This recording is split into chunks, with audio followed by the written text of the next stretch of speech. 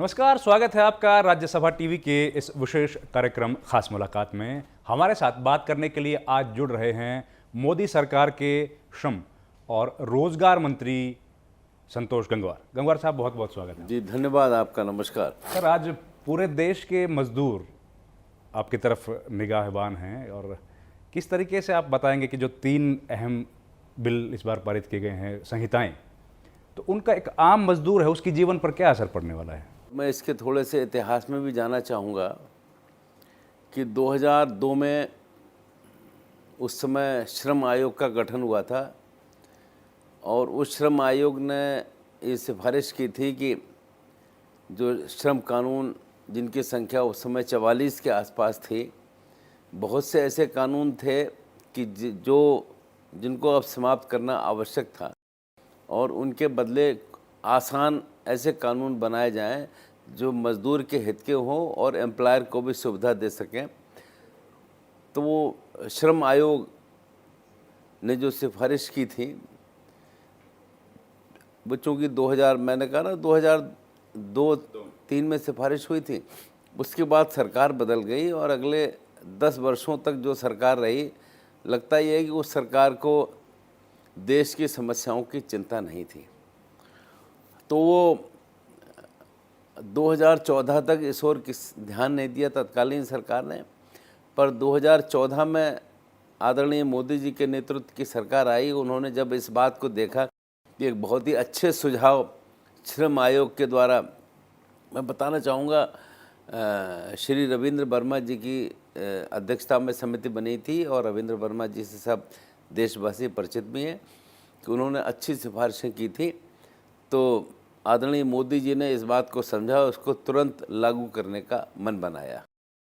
मैं यहाँ ये और बताना चाहूँगा कि कोई भी श्रम कानून पर विचार करने के लिए सभी मजदूर संगठनों, सभी एम्प्लॉयर्स और देश की सभी राज्य सरकारों से परामर्श करने के उपरांत ही कोई परिवर्तन होता है।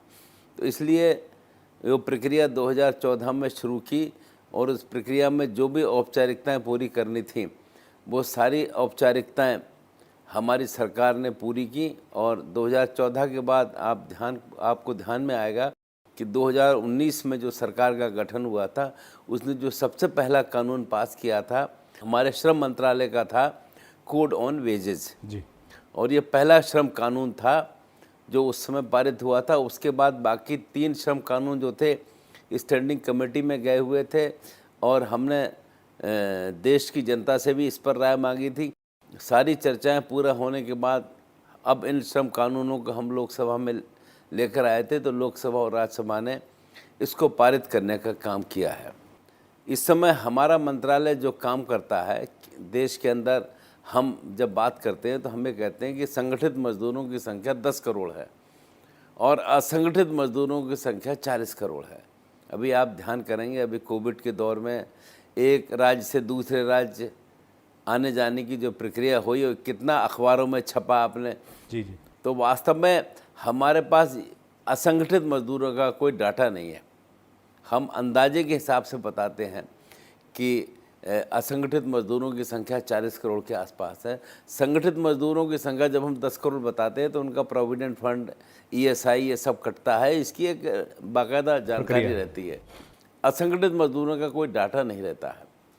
तो इसलिए आज आवश्यकता यह है कि हमने इस कोविड के दौरान हमारे मंत्रालय ने पूरी सक्रियता के साथ कदम उठाया। हमने सभी राज्य सरकारों को भी पत्र लिखे, सारे राज्यों के श्रम मंत्रियों को पत्र लिखे, मुख्यमंत्रियों को पत्र लिखे। एक मौका मिला है कि हम इसको कैसे अपने अनुकूलता में परिवर्तित करने का काम कर सकें। तो सभी को हमने पत्र लिखकर ये कहा कि हम ये डाटा तैयार करें, ऐसे कितने मजदूर हैं जो दूसरे राज्यों से एक राज्य में आते हैं और चले जाते हैं, कितने दिन रहते हैं, उनको क्या सुविधा या असुविधा रहती है। तो इसका हमने लाभ उठाया और मुझे लगता है कि आने वाले समय में हम इसका एक सही फिगर दे पाएंगे कि असंगठित मजदूर की संख्या क्या है और उनके लिए क्या सहयोग, क्या सुविधाएं चाहिए। तो प्रवासी मजदूर का आपने जिक्र किया सर, वो काफ़ी देखा कि सड़क पर बहुत लोग परेशान रहे। हाँ, वो उसी श्रेणी का हिस्सा है। तो उसमें भी कुछ बदलाव किया गया है, प्रवासी श्रमिकों की कुछ परिभाषित किया गया है किसी तरीके से, कौन लोग होंगे, हाँ, किस तरीके से आप लाभ दे सकेंगे ये प्रवासी असंगठित मजदूर एक ही बात का विषय है ये सही जानकारी रहे कि कौन कहाँ से कहाँ जाता है और कितने दिन रहता है और क्या काम करता है। और हम इसमें और आगे बढ़कर कदम उठाना चाहते हैं क्योंकि हमारे देश के प्रधानमंत्री जी की रुचि इन मजदूरों पे ज़्यादा है। इनको कैसे हम सही सुविधा पहुंचा सकें, कैसे इनको लाभ पहुंचा सकें, कैसे हम इनकी चिंता करें। और वो चूँकि वो स्वयं भी गुजरात से है, तो गुजरात में प्रवासी मजदूर, असंगठित मजदूर बहुत बड़ी संख्या में रहते हैं। और ख़ास तौर से आपने ध्यान करा होगा टेक्सटाइल का क्षेत्र है, बाकी क्षेत्र है, उसमें बाहर रहते हैं। काफ़ी बड़ी तो वे कुछ समय के लिए जाते हैं, फिर अपने क्षेत्र में वापस चले जाते हैं, इतने दिन काम करते हैं। तो वास्तव में ये एक अच्छा कदम हम लोग उठा रहे हैं। और मुझे लगता है कि आने वाले समय में हम एक बिल्कुल ऐसा डाटा देने की स्थिति में रहेंगे कि देश के अंदर वास्तविक मजदूरों की संख्या क्या है और उनकी क्या क्या असुविधा है। प्रधानमंत्री ने तो श्रमेव जयते का भी नारा दिया है सर, और क्या उसी दिशा में, उसी को सत्यापित करने की दिशा में इन तमाम बिलों को, संहिताओं को लेकर आए हम गए? कहते आते हैं कि सत्यमेव जयते की जब हम बात करते हैं तो उसके साथ में श्रमेव जयते भी जुड़ना चाहिए। और आज इसकी आवश्यकता है। आज के इस दौर में अगर हमने श्रम की ओर ध्यान नहीं दिया तो हम कहीं ना कहीं हमारे काम करने में कमी रह जाएगी। सर एक बड़ा, कई चीज़ें आपने बताई उसमें पॉजिटिव हैं, लेकिन कई लोग फिर भी इस पर सवाल उठा रहे हैं कि जैसे 100 से बढ़ाकर 300 कर्मी कर दिए गए हैं, उससे शायद कर्मचारियों को नुकसान होगा, हायर एंड फायर की जो पॉलिसी उसको बढ़ावा मिलेगा। मुझे लगता नहीं कर्मचारियों को नुकसान होगा। अगर आप हमारा इतना बड़ा देश और कर्मचारियों की संख्या अगर आप ध्यान करें तो आपको लगेगा कि हमारे देश में आज़ादी के बाद से हमने इन बातों की ओर विचार नहीं किया। जब हम 100 की बात करते हैं तो आदमी कम मजदूर रखता है, फिर असंगठित मजदूरों को भी अपना रखता है जिससे संख्या बढ़ ना जाए। जी जी जी। और इसलिए असंगठित मजदूरों का भारी नुकसान हो जाता है। मतलब काम तो करते हैं वे, पर उनको संगठित होने की दिशा में कदम नहीं उठता है। और अब जब हमने 300 की बात की है तो लगता ये है कि बहुत से इंडस्ट्री वाले तो ये कहते हैं कि साहब हम इंडस्ट्री लगा रहे हैं तो मजदूर निकालने के लिए थोड़ी लगा रहे हैं, हम इंडस्ट्री चलाने के लिए लगा रहे हैं। जितने ज़्यादा मजदूरों को हम रखेंगे उतना मजदूरों का भी लाभ रहेगा और हमारी इंडस्ट्री भी सही चलेगी। तो मुझे लगता है कि इसके ऊपर जैसे सभी से हम लोगों ने बात किया है और इसमें जो आपत्तियां हैं वो भी बिठाल करके हम बैठ के बात कर रहे हैं कैसे इसमें कम से कम समस्या आए, असुविधा कम से कम रहे और समाधान भी रहेगा, मजदूर को लगेगा उसके हित की बात हो रही है। तो इसी तरह का कानून 2015 में राजस्थान में पारित किया गया था, उससे कुछ लाभ हो रहा है सर वहाँ पे? नहीं, राजस्थान जैसे मैंने आपको बताया नहीं, ये श्रम मंत्रालय जो है केंद्र और राज्य का मिला जुला विषय रहता है। राज्य भी अपने हिसाब से निर्णय लेते हैं। तो करीब 15-16 राज्यों ने ऐसे निर्णय लिए हैं जो हमको सूचना बाद में दी है। जी जी।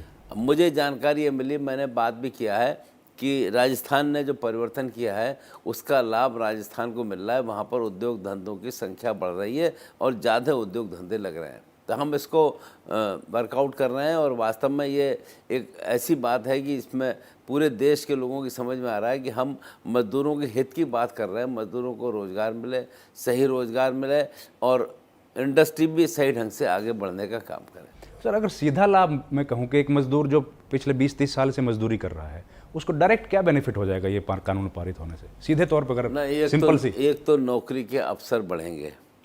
मतलब जो नौकरियां हैं, अब लोग कहते हैं कि इस प्रकार की नौकरियां, संगठित क्षेत्र की नौकरियां कम होती जा रही, बढ़ नहीं रही हैं। अब जैसे हमने एक काम इसमें और किया है जी कि हमने अब फिक्स टर्म एम्प्लॉयमेंट की बात की है। जैसे गुजरात के अंदर वो एम्प्लॉयमेंट है कि जो कुछ समय के लिए रहता है। उस समय के मज़दूरों के लिए समस्या रहती है कि उन्होंने कुछ समय काम किया, बाद में हट गए तो कोई सुविधा नहीं, कुछ नहीं। तो ये संख्या बढ़ेगी और दूसरे लोगों को काम करने की दिशा में एक रुचि भी बढ़ने का काम होगा। हमारा मानना है कि अब नौकरियों के अवसर बढ़ेंगे। अब सामाजिक सुरक्षा की बात करें सर अगर मजदूरों की, तो सामाजिक सुरक्षा केवल संगठित क्षेत्र के जो मजदूर थे उन लोगों पर ही इसी तरह के नियम लागू होते थे। अब उसमें असंगठित क्षेत्र के लोग कैसे जुड़ेंगे, कैसे मजदूर जुड़ेंगे, उनको किस तरीके से व्यापक लाभ? बहुत बड़े कदम हम लोग उठा रहे हैं। जैसे हम अभी कहते हैं कि 10 करोड़ मजदूर जिनको हम संगठित मानते हैं उनको सारी सुविधा मिलती है, बाकी 40 करोड़ को ये सारी सुविधाएं नहीं मिलती हैं। एक तो प्रधानमंत्री जी की समझ में आता है तो एक तो ईएसआई का दायरा पूरे देश के हर ज़िले में पहुँचे, क्योंकि हमारा मानना है कि ईएसआई की जो सुविधाएं हैं लोग मजदूर समझ नहीं पाता क्या क्या सुविधाएं हैं। बिल्कुल ठीक। मतलब मृत्यु के बाद भी अंतिम संस्कार के लिए भी ईएसआई पैसा देता है, और ईएसआई के माध्यम से जो पैसा मिलता है वो जो मजदूर पाता है उसकी समझ में आता है इसका क्या लाभ है। तो आज वास्तव में आज ज़रूरत ये है कि मज़दूर को ये भी जानकारी मिले कि उसको क्या क्या सुविधाएं मिल रही हैं, क्या क्या सुविधा मिल सकती है और उसका हम कैसे लाभ उठा सकते हैं। तो इस प्रक्रिया को हम और मजबूती के साथ आगे बढ़ाने का भी काम कर रहे हैं, और ये मज़दूर को ये बताने का काम कर रहे हैं तुम चाहे किसी रूप में भी काम क्यों नहीं कर रहे हो। अब हम 10 करोड़ की चिंता ही नहीं, 40 करोड़ और अगर मज़दूर हैं तो 50 करोड़ की चिंता कर रहे हैं, उनको कैसे उनकी सुविधा मिले। क्योंकि अब जो हम उनके लिए काम कर रहे हैं कि अगर मज़दूर दूसरे राज्य में जाता है काम करने तो उसको एक बार आने जाने का भी खर्चा मिले जी। इस बात साल में एक बार, एक साल में घर जाने के लिए। हाँ, और हमने एक और काम किया है, जो मज़दूर चाहे कोई सा भी क्यों ना हो, अगर पहली बार नौकरी लगेगी उसकी तो उसका हेल्थ का चेकअप होगा, नहीं तो एक उम्र के बाद नियमित हर साल हम उसका चेकअप करेंगे कि भाई अगर 30 साल 40 साल 45 साल का हो गया तो स्वास्थ्य की उसकी चिंता भी करेंगे, कभी कोई भयंकर बीमारी तो नहीं आ गई, उसको ऐसी कोई बात नहीं हुई, उसकी चिंता करने का भी काम हम सबका करेंगे। खाली 10 करोड़ नहीं, सबकी बात हम करने की दिशा में काम करेंगे। तो ये सरकारी खर्चे पर होगा सर? ये एम्प्लॉयर के खर्चे पर। ठीक। तो ये आप एक कानून के तहत ये प्रावधान किया गया है कि जितने भी मजदूर हैं उनके सेहत की ध्यान रखने की जिम्मेदारी एम्प्लॉयर की होगी। तो ये यूनिवर्सल जो सोशल सिक्योरिटी के लिए यूनिवर्सल सिक्योरिटी कोड आप लेके आए हैं सर, उसके तहत यही सब प्रावधान है कि कुछ उसमें विशेष और भी? कोडों के माध्यम से ये वास्तव में एक तो बहुत आसान बनाए जा रहे हैं। जैसे हमने बताया ना 44 कोड में कुछ तो ऐसे जो काम ही नहीं कर रहे थे, मतलब आज़ादी से पहले के भी कुछ कोड थे। और मैं आपकी अगर पूर्व में जाना चाहूँ तो हम सब जानते हैं कि बाबा साहब भीमराव अंबेडकर जी जो संविधान सभा के जिनको हम अपना रचयिता मानते हैं, वो अंग्रेज़ों के समय में जो काउंसिल बनी थी उस काउंसिल में मज़दूरों की चिंता करने का संदर्भ वो देखते थे। उन्होंने महिलाओं को कब नौकरी मिले, कैसे नौकरी मिले। और अब उसके बाद पहली बार हमारे प्रधानमंत्री जी को जब हमने कहा कि हमको लड़कियां मिली थी जो धनबाद में जिन्होंने इंजीनियरिंग किया था, उसमें क्या नाम माइंस में। जी सर। अब वो लड़कियां बोली कि हम माइनिंग इंजीनियरिंग करने के बाद भी माइंस में नौकरी नहीं कर सकते, रात्रि में नौकरी नहीं कर सकते। तो प्रधानमंत्री जी ने तुरंत उसकी स्वीकृति दी कि लड़कियां काम कर सकती हैं इंजीनियरिंग में अगर पास किए हुए हैं, बशर्ते उनके लिए पूरी स्वास्थ्य की चिंता की जाए, उनका देखभाल हम लोग करें। और उन्होंने अलाउ करवाया कि लड़कियां अब रात्रि की शिफ्ट में भी काम कर सकती हैं, माइनिंग में भी काम कर सकती हैं, अंडरग्राउंड भी काम कर सकती हैं, उनको बाकायदा पूरी सुरक्षा दी जाए। तो हर क्षेत्र के हिसाब से हम लोग जो काम कर रहे हैं उसका एक परिणाम है कि धीरे धीरे लोगों के अंदर रुचि बढ़ रही है, उसके हिसाब से काम। महिलाओं का आपने जिक्र किया, तो महिलाओं के लिए इस बिल में क्या खास प्रावधान है, कैसे महिलाओं को फ़ायदा होगा? क्योंकि काफ़ी डिस्क्रिमिनेशन देखा गया है, उनको वेजेज में भी दिक्कत आती है, और क्योंकि छोटे बच्चे होते हैं तो वो खुल के काम नहीं कर पाती हैं, रात की शिफ्ट लगती है तो उनको दिक्कत होती है। तो इसमें किस तरह के प्रावधान आपने किए हैं ताकि वो लोग खुल के काम कर सकें? आपने महिलाओं की बात करी तो पहली बार प्रधानमंत्री जी को जब हमने कहा तो उन्हें लगा कि हाँ सही बात है कि महिलाओं को सुरक्षा दी जाए और पुरुष और महिला में भेद ना किया जाए, और रात्रि में अगर काम करें तो उनको सुरक्षा दी जाए, उसके हिसाब से वो काम करें। मैं यहाँ ये भी आपको बताना चाहूँगा कि जब हम इस विभाग में आए और हमें पता चला कि वेतन की कोई समानता नहीं है। जी, विसंगति। हमने पहला जो कोड ऑन वेजेस पास किया था तो उसके अंदर हमने तय करा कि वेतन महीने में कब कौन सी तारीख को मिले ये कोई तय नहीं था जी, कब वेतन मिले तय नहीं है। और तो हम आपको और बताएं, हमारे यहाँ जो प्लांटेशन मजदूर हैं जी, चाय बागानों में मजदूरी करते हैं, उनके लिए वेतन का आधा वेतन की आधी राशि ही मिलती है। आधी राशि उन्हें बजाय कैश के नहीं काइंड में दे देते काइंड हैं। में दी जाती है। और इसलिए काइंड में जब मिलती है तो आप अंदाज़ा लगा सकते हैं। तो एक तो कोड ऑन वेजेस जो हम पास कर चुके हैं उसमें ये भी तय है कि भाई वेतन हम कौन सी तारीख को देंगे। एक हर मतलब अपना विभाग अपना एक निश्चित तारीख तय करे, उस तारीख को वेतन देने का काम करें और उसको एक सही जानकारी सबको दें। जी। और पुरुष और महिला में कोई भेद नहीं। वेतन की विसंगति खत्म की गई। वेतन की विसंगति बिल्कुल खत्म हो गई, एक समय के अंदर वेतन मिले। और ये बात अब मुझे लगता है कि सारी प्रक्रिया चालू हो जाएगी, उसके हिसाब से हम बात आगे बढ़ाने का काम। महिलाओं के क्षेत्र में जो कदम हम लोगों ने उठाए हैं वो ऐतिहासिक कदम है। दुनिया के जो चंद देश जो सुविधाएं देते हैं जी, जैसा हमने बताया कि महिलाओं को मैटरनिटी बेनिफिट 26 वीक का उनको सवेतन अवकाश देने की बात है। और जैसा शुरू में कहा कि महिला और पुरुष में वेतन में कोई भेद नहीं जी, और रात्रि में भी महिलाएं काम कर सकती हैं कि बशर्ते एम्प्लॉयर उनको पूरी सुरक्षा प्रदान करने का काम करे। माइंस में भी लड़कियां काम कर सकती हैं, व्यवस्था सहयोग एम्प्लॉयर के द्वारा दिया जाएगा।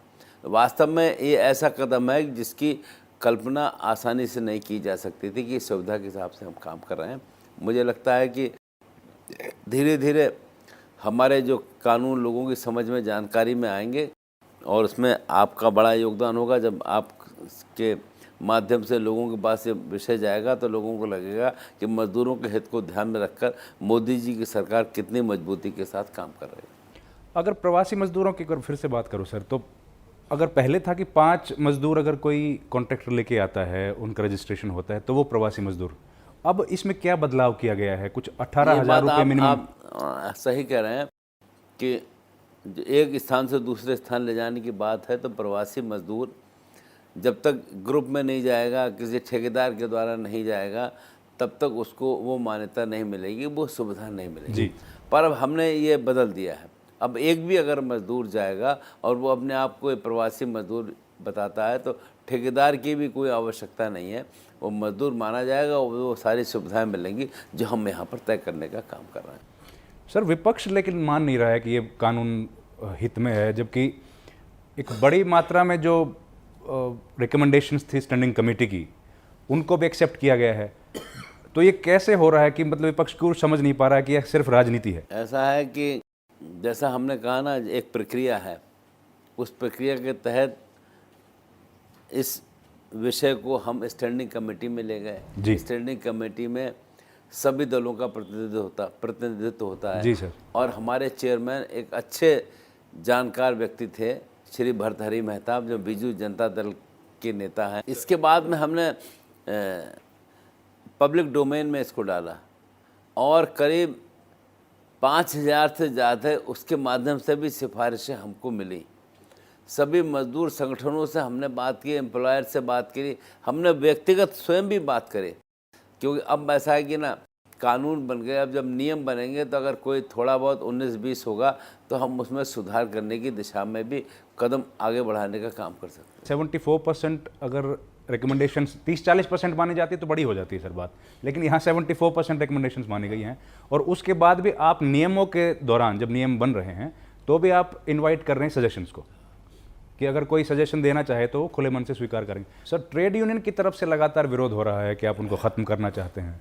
हमने अब ट्रेड यूनियन को हर स्तर पर जाने को कहा है, हर स्तर पर पंजीकरण कराने को कहा है और उनका भी फैसला लंबे समय तक लंबित हो, ये दिशा में भी हम लोगों ने तय किया है। और हमारा मानना है इससे ट्रेड यूनियंस को काम करने का एक अवसर भी ज़्यादा मिलेगा और जो समस्याएं हैं उनके निस्तारण करने में ट्रेड यूनियन सक्रियता के साथ आगे आ सकते। तो 3 स्तर पर क्या रिकॉग्निशन किया है सर उनका? अब वो राज्य स्तर पर, केंद्र स्तर पर और इंडस्ट्री के स्तर पर ट्रेड यूनियन की मान्यता रहेगी। तो इससे इंडस्ट्री या ट्रेड यूनियन मजबूत होंगी और उनका जो वर्चस्व है या जो काम करने की ताकत बढ़े। लेकिन सर, लोकतंत्र में तो सबसे अहम है कि अगर कोई अपने एम्प्लॉयर से खुश नहीं है तो स्ट्राइक कर सके। आप लोग स्ट्राइक करने भी नहीं दे रहे हैं अभी इस कानून की तरफ। स्ट्राइक करने में किसी को आपत्ति नहीं है, पर हम इतना जरूर देना चाहते हैं कि स्ट्राइक अगर आपको करनी है तो अभी तक ऐसा था कि कुछ प्रमुख उद्योगों में स्ट्राइक के लिए नोटिस देना पड़ता था। अब हमारा मानना है कि ये कुछ नहीं, सारे उद्योगों में समय मिले। जैसे अगर कोई समस्या है तो हम नोटिस दें, नोटिस के बाद आपको छूट है कि 10 दिन, 12 दिन, 14 दिन के बाद आप हड़ताल कर सकते हैं।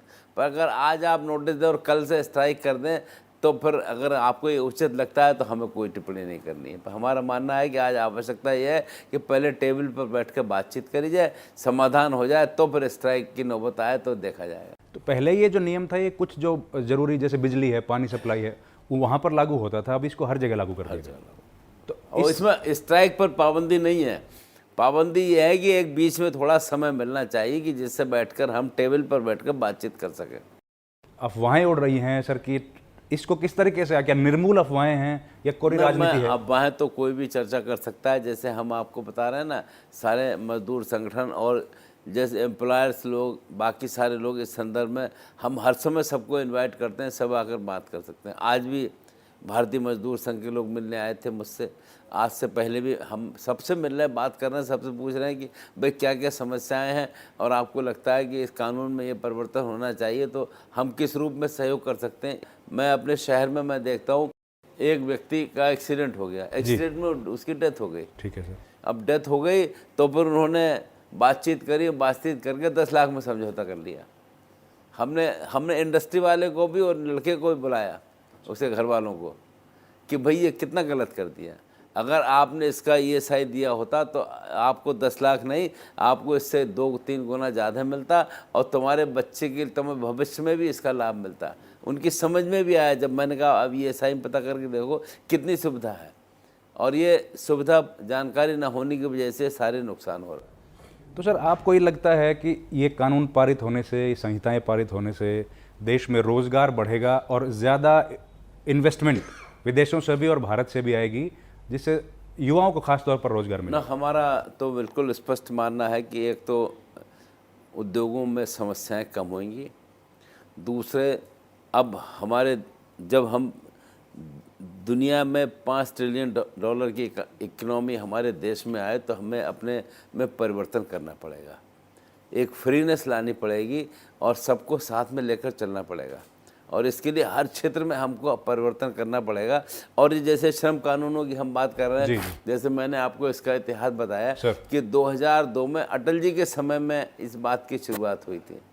रविंद्र वर्मा पहले मंत्री रह चुके हैं, उनकी अध्यक्षता ही काम था और उन्होंने उस समय सुझाव दिया था 2002-03 में कि आप श्रम कानून कम करें और इनकी असुविधाएं दूर करें। तो कोई नया कदम नहीं है ये, पर इसकी मजबूत इच्छा शक्ति के साथ लागू करने की बात होनी चाहिए। 2014 में मोदी जी प्रधानमंत्री बने, उन्होंने तत्काल इस पर कदम उठाया। अगर विवाद की स्थिति में अभी जो है कोर्ट जाते हैं तो उसके लिए भी क्या ट्राइब्यूनल बनाया? इसमें बड़ा कदम हमने उठाया। अभी तो एक व्यक्ति इंचार्ज होता था और वो बीमार हो जाए या कितने बड़े केस हैं, अब इसमें हमने 1 के बजाय 2 कर दिए, और उसमें भी कह दिया एक आदमी जो है जुडिशल हो सकता है और जल्दी डिस्पोजल हो, इसके हिसाब से काम करने का तय किया है। और मुझे लगता है कि जब 2 लोग रहेंगे तो कहीं बहुत ज़्यादा आवश्यक है तो डबल बेंच काम करेगी, नहीं तो सिंगल करके जल्दी डिस्पोजल हो, ये प्रक्रिया की हिस्सा बनेगा और इसको एक सही दिशा में ले जाने का काम। तो ट्राइब्यूनल भी बनाया गया है सर? ये 2 सदस्य ट्राइब्यूनल। हाँ सर, ये पत्रकारों के लिहाज से भी इस जो कोड आए हैं इनमें कुछ फ़ायदा है क्या? टीवी जर्नलिस्ट को भी अब श्रमजीवी पत्रकारों में शामिल किया गया, क्या लाभ उसका पत्रकारों को मिलेगा? ये जैसे आप जब सवाल पूछने बैठेंगे तो सवालों की संख्या लगातार बढ़ती रहेगी। ये खाली पत्रकार का विषय नहीं है, एक बड़ा सेक्टर फिल्म इंडस्ट्री का भी है। जैसे पत्रकारों के अंदर अब डेफिनेशन इतनी आगे बढ़ गई है कि आप हमारे सोच से बाहर का विषय है। अब सबको हमने इसमें शामिल कर लिया है और सारे पत्रकार में अभी तो हमको कई बार मिल चुके हैं और कई बार मैंने बुलाकर बिठाकर बात करी कि पत्रकारों के बीच का कोई साथी रह न जाए, और इसलिए अब इस क्षेत्र में जितने भी संदर्भ आते हैं सबको हमने इसमें जोड़ने का काम करा। पत्रकार का मतलब खाली पत्रकार नहीं, जर्नलिस्ट नहीं, आज मीडिया के क्षेत्र में बहुत बड़ा परिवर्तन हुआ है और उसके हिसाब से काम हो रहा है, तो सब इस श्रेणी में जोड़े गए हैं। इसी के साथ साथ हम आपको बता रहेंगे कि फिल्म इंडस्ट्री में इतने सारे लोग काम करते हैं, बहुत से ऐसे लोग हैं कि जिनको इस समय समस्या अब उनके सामने आ रही है, जब दिनों 6 महीने कोई काम नहीं हो रहा है, सारी बातें इन हर कोई विषय हमने कोशिश करी छूटे नहीं, इसीलिए लगातार चिंता और चर्चा में की है।